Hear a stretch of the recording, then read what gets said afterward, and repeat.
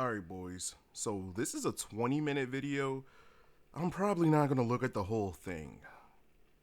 We're probably going to have to do like part 2, part 3, part 4. Just keeping it real with you because this is on the topic of YouTubers.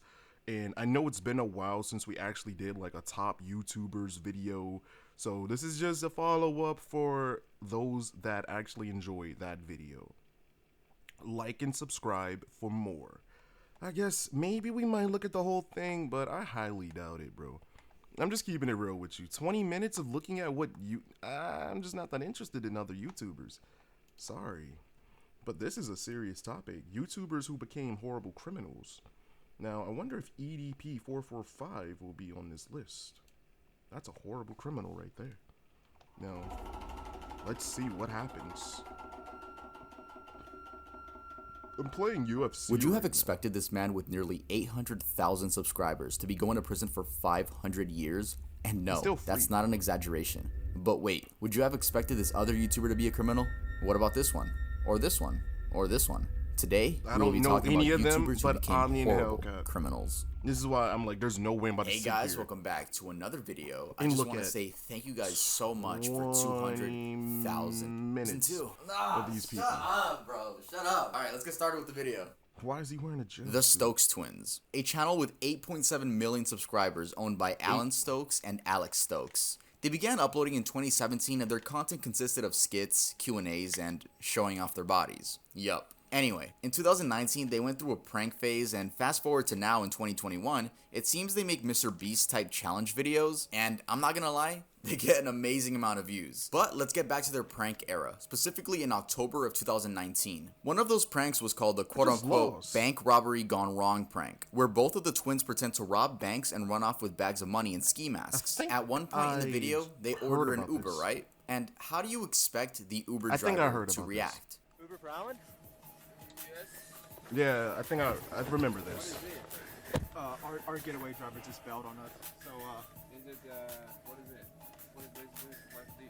Oh, we're going to like a costume party. Okay, can I just take this right? Just get out of my office.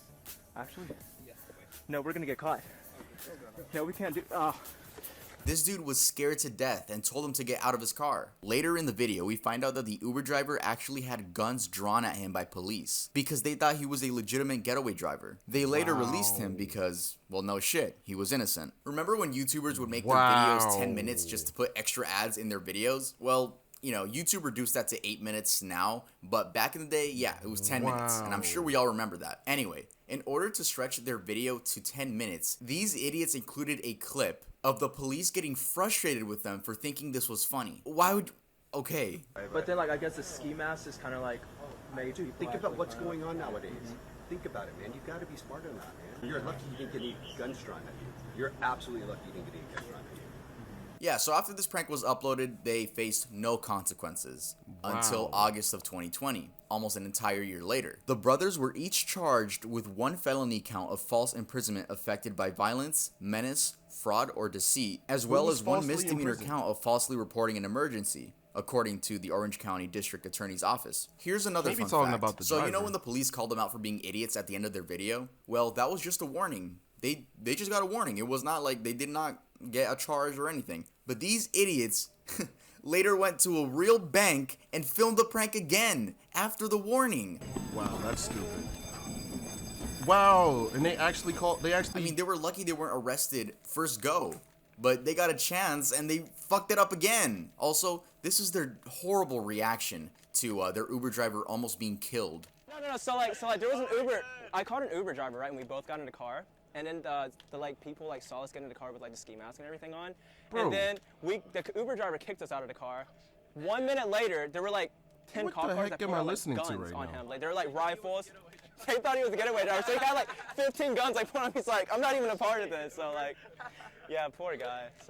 So now, the most recent part of this story is from April of this year. The Stokes twins plead guilty to the crimes committed in the video. A judge in California sentenced the twins to community service and a year's probation for misdemeanor. They could have faced up to 5 years in prison for the pranks. So they're not going to prison. They're just doing a little community service. And you know, if it were up to me, man, you kind of messed up when you did it again. Alright, you know what? Let's move on to the next person. Bro. Omi in a Hellcat. Okay, so judging from this dude's oldest videos, These it seems he was YouTubers are already weird, rich bro. when making his first video, judging by the fat chain and cars he's showing off. That was in 2019. Fast forward to 2021, and he's still doing the same thing. We'll just call him a rich vlogger. Anyway, I looked up how this man was making his money, and oh boy. Apparently this man owns many estates, including a mansion and 2 nightclubs. But the main way he makes his money is extremely illegal. Now, when I say illegal, what do you think I know of? about this Drugs, situation. Firearms? If you guessed piracy, then you're right. So let's explain how this man and 2 of his other associates made $35 million in 1 year. So these guys made a quote-unquote app that would illegally stream TV. These men subscribed to video services such as Verizon, Fios, DirecTV, and many more, then used a device to rip the MP4 files and simply put it on their own app, which was called Gears TV. By the way, the logo is literally the Gears of War logo. These guys had no humility when it came to ripping people off and stealing. Anyway, they charged $19 a month for customers to pay on for their Android devices, and that includes jailbroken Amazon Fire Sticks. And well, let's just say, business was booming. All 3 men bought extravagant houses, vehicles, and chains, until a couple of months ago when the FBI was reaching out to Omi. He even uploaded a video titled, "The FBI is back," where he says this. This was a matter for any copyright holders to come to me and say, hey, stop using it. No, the fuck it wasn't. This was a matter of not distributing copyrighted content and having others pay you for it. You're supposed to know that. You're not supposed to wait until someone tells you to stop. This is copyright we're talking about. You guys remember when Mr. Beast hummed a song in one of his videos and the record label claimed the entire video? Copyright is a very serious thing. Now, imagine if you ripped an entire service off. What did you expect would happen? He talks about his entire case within the video, and someone even commented this. Bro, stop speaking about your case on YouTube. Your lawyer should have told you that. They'll use anything you say online against you. Omi could face 514 years, aka life in prison, if he is convicted of the charges. That includes conspiracy, violating the Digital Millennium Copyright Act, reproduction of protected work, access device fraud, false statements to a bank, and money laundering.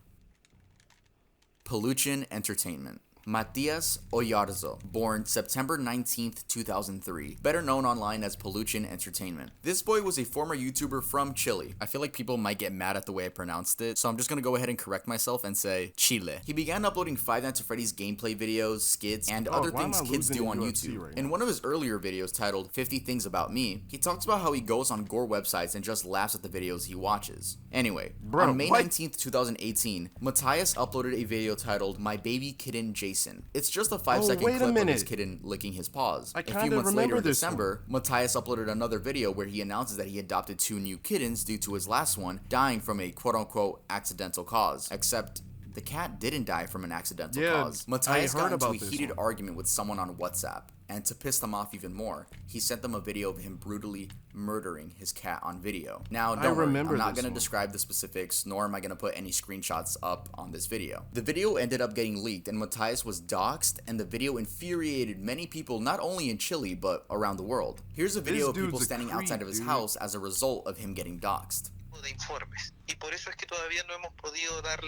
And in that same news segment, his mother was interviewed, and she explains that Matias has a disorder, which we later found out was Asperger's, and that they're never buying any pets again, and they will try everything in their power to fix Matias. He uploaded an apology video, but that apology is dog shit. He literally says that the cat wasn't feeling well, so he tried making him feel better by hitting his legs. This dumbass's account was taken down almost 2 years later in 2020. Yeah, I don't know why YouTube took so long to do that. And also, shout out to Critical. He's one of the people that really brought this story to light, and a month after Critical's video, Matias' channel was taken down.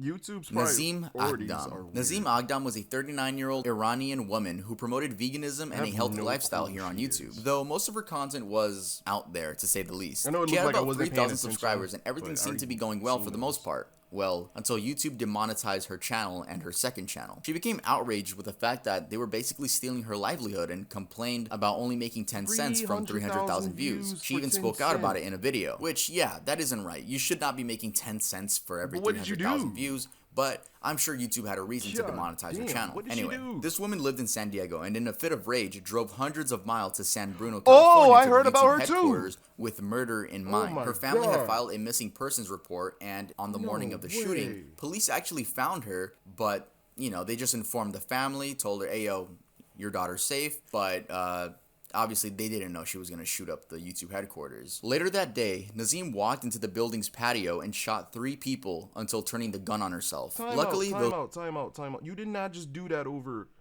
Just get a new job. What did they? Are they going? Wait. Maybe I should have let it finish. But why did she get demonetized? What? I never heard that. I normally don't pause in the middle of these, but it's like, wait a minute. I never heard the story. I heard of it, but you did that because they demonetized your channel? Not even fully, you're still getting 10 cents, but it's like, wait a minute. What did you do? Nazeem Aghdam. Nazeem Aghdam was a 39-year-old Iranian woman who promoted veganism and a healthy lifestyle here on YouTube, though most of her content was out there, to say the least. She had about 3,000 subscribers, and everything seemed to be going well for the most part. Well, until YouTube demonetized. No way you have 3,000. You have 3. How do you have? You view bought it. Hell nah. How do you have 3? No. You out. Wait, what year is this? That's 2016. But I don't understand YouTube algorithm for one. You have 3,000 subs pulling 300k views. What? Your 3,000 subs aren't rewatching your videos repeatedly. No, it doesn't work that way. How do you have 3? I don't know. Maybe she has a viral video because I'm looking at her recent uploads.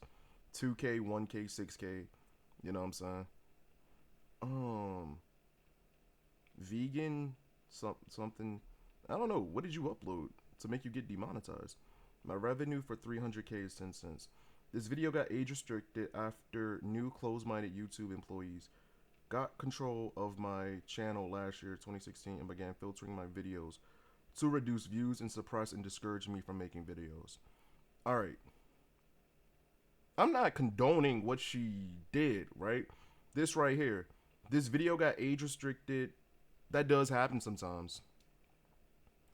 YouTube began filtering my videos to reduce views and suppress and discourage me from making videos. That's a feature that YouTube does that is so freaking stupid. Then when your video underperforms, they're like, oh, it underperformed because not too many people watched it from the search results. Duh, you hit it. If you put it on top of the search results, then give people a chance to know the video exists. But dog, what did she do? Her channel. Well, it says, wait a minute, I can't look for her channel. More than likely, it's terminated. But what was it? Was it a bad channel, like an adult channel, like a Only Friends account type channel? And her second channel. She became outraged with the fact that they were basically stealing her livelihood and complained about only making 10 cents from 300,000 views. She even spoke out about it in a video, which, yeah, that isn't right. You should not be making 10 cents for maybe that explains it a little bit. And complained about only making 10 cents from 300,000 views. She even spoke out about it in dictatorship, hidden policy, promote stupidity, discrimination, suppression of truth. All right, so maybe she was on some. She was, you know what I'm saying, trying to be political or something. I don't know, man. A video, which, yeah, that isn't right. You should not be making 10 cents for every 300,000 views. I don't think any creator I'm sure YouTube had a reason to demonetize her channel. Anyway, this woman lived in San Diego and in a fit of rage drove hundreds of miles to San Bruno, California to the YouTube headquarters with murder in mind. Her family had filed a missing persons report, and on the morning of the shooting, police actually found her, but, you know, they just informed the family, told her, hey, yo, your daughter's safe, but how is she obviously safe they didn't know she was going to shoot up the YouTube headquarters. Later that day, Nazeem walked into the building's patio and shot 3 people until turning the gun on herself. Luckily, those 3 people have recovered. I've never seen anyone get so mad over getting demonetized that they shoot up a place, let alone that this was a woman and not a guy. It's really rare to hear about women shooters. Also, in an interview the next day, her father wasn't even crying that his daughter left this earth or the fact that she tried taking people with her. He just says sorry and hands people a pre-written apology. What? The shooter's father simply saying he's sorry. I'm sorry. I can't believe it. Also handing out a statement that read, "Our family is in absolute shock and can't make sense of what has happened yesterday." Not so fantastic Devin. Yes, the Colorado shooter that girls on TikTok simped for. This came to a shock to me, but this kid actually had a YouTube channel before he actually did those things, and he went by the name of Not So Fantastic Devin. I'm not going to talk about the shooting, but I am going to talk about his channel with about 200 subscribers. He only has 3 videos up, and they're all shitty Dead by Daylight streams. Nothing special, just gameplay with commentary. Not only did this dude have horrible morals, but he also had a horrible PC. But this comment stood out to me. It's kind of crazy to think about the fact that the people playing with him had no idea they were playing with a future school shooter. And I completely agree. That must be a trip. I don't even know if the people know who Devin actually ended up being. But while in the comments, I also came across a lot of his fans. Yes, fans. I'll show you guys one example because I'm not gonna fill this video up with his fans. So we see this comment right here. I love you so much, Devin. And there's my response. I'll never understand why people praise other people like this. Elliot Rogers. Elliot Rogers was a beta male, to put it simply. He's literally been dubbed the Virgin Killer by a bunch of news sites. So the story goes that this man had a mental illness and shot up a college, killing 6 and injuring 14. I mean, no shit. For someone to do what he did, you'd have to have some sort of mental illness. His childhood was normal for the most part, growing up with divorced parents like many kids nowadays. His dad even helped direct Hunger Games. Except Elliot was very socially awkward. Before the shooting, he uploaded a video titled Retribution, where he explains his reasoning for the shooting he plans on taking part in. I don't know what you don't see in me. I'm the perfect guy. And yet you throw yourselves at all these obnoxious men. Dude. Instead of me.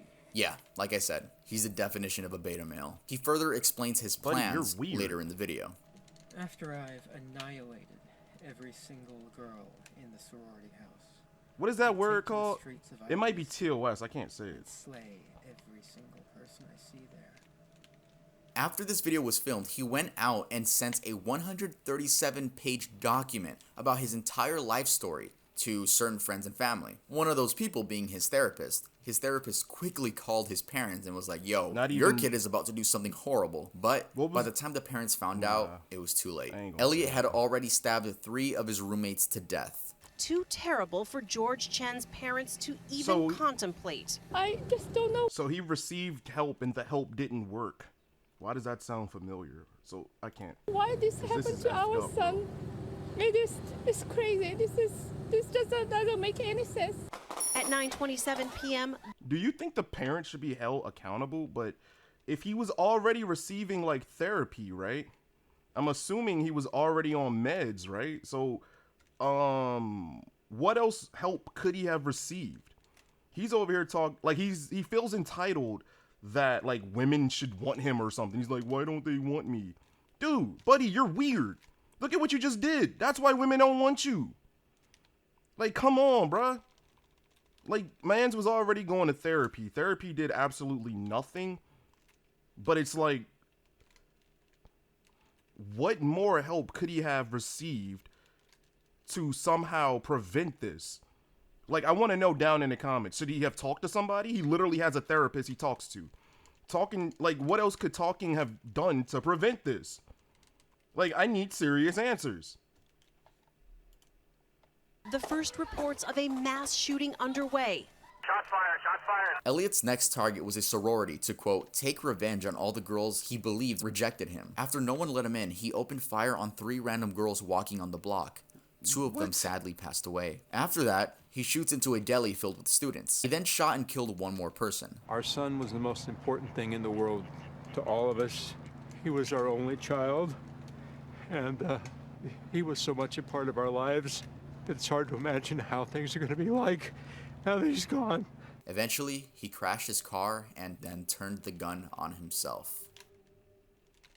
Mr. Anime. Trey Eric Seltzer, aka Mr. Anime, joined the platform in 2006 and would upload anime review videos. The name of the channel was LensCap Productions, but he went by Mr. Anime. We spoke about him in the Darkest YouTube Iceberg, so if you watched that, you already know what's coming. As he would upload his regular videos, he would also upload videos showing off his firearms, though no one was alarmed because he uploaded a rant where he talks about how disturbing the increase in mass shootings has become. Today I'm writing on something a little bit... Right? Yes, I'm ranting on something a little bit anime unrelated. I'm ranting on all the shootings that have been happening. I'm a firearms owner myself, but it is a little bit disturbing to know that you could be a victim in something like this at these times. All the people that were victims You Dog, think it what won't am I happen to looking at me, right now? but sometimes it does. But seriously, every day I Like, open seeing Yahoo, these I'm like, weirdos well, time makes to me see wanna what just, time to do you know what what I'm today's saying? shooting is, and hey, Will there's Smith another one. these dudes. Like, So I don't know when it's come gonna on. stop. I think it's why. In February of 2012, Trey said that he was going to take a 2 to 3 week break to reward himself. At the end of his break, he announced on March 13th that he had a new job in a field he found fascinating, and it may prevent him from uploading videos, though he planned to upload on his blog. In the early morning of March 20th, 2012, Trey lured his mother out into the garage, where he shot her in the chest at point-blank range. From here, he entered the home and shot his brother in the head. His father woke up from the shots and entered the living room to investigate, only to be shot by Trey in the torso, just like he shot his mom. From here, Trey destroyed the whole house and killed the remaining pets in the house before carrying weapons and 100 rounds of ammo into Waller High School down the street, with plans to commit mass murder. His original plan was to kill at least 70 students at the school's pep rally in order to become one of the biggest mass murderers in history. Like, I'm legit getting mad, dog. Like, nobody just, man, like this bowl cut kid, like, man. And not his the interrogation. Animals, dog. Like, come on, bro. First immediate human targets in my sight. And if I was going to go out and do anything, they would have to go. He killed his family first to spare them from knowing what he was going to do next. However, Trey stood down and returned home, where he was arrested for murder. He revealed later that the event was becoming all too real, and as a result, he gave up. Trey was sentenced to life in prison. Trey had requested that his rights to parole would also be taken, believing he'd pose a danger to himself and others. On the walls in his home, he wrote several things in marker, including, "Why did I do this? I love my mom, dad, and brother. I miss my brother, father, and mother. And God, please forgive me, because I can't forgive myself." Alyssa now you're feeling remorse. Now, Alyssa was probably the hardest person to find information on, and I'm not talking about the crime she committed. I'm talking about her YouTube channel. There are no re-uploads. It's just the story. So I tried really hard to find re-upload something, but no, like, people don't care enough to re-upload videos about this person, and I see why. So apparently this woman had a YouTube channel surrounding makeup tutorials. This woman from South Carolina is guilty of murdering her 2 newborn children.